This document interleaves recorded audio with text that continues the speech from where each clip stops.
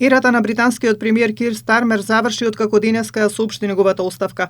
Со видлива емоција и глас исполнет со тежина, тој објави дека се повлекува од функцијата британски премиер и лидер на лабористичката партија, ставајќи крај на едно турбулентно политичко поглавје. Стармер утрово разговарал и со монархот за оставката, но нагласил дека ќе остане на функција до нов избор. Поднесувањето на кандидатури ќе започне на 9 јули и ќе трае до летната парламентарна пауза. Нов лидер на партијата и нов премиер според процедурите би биле избрани во септември. Во своето обраќање Стармер истакна дека неговата цел од секогаш била да придонесе за подобрување на животот на милиони граѓани.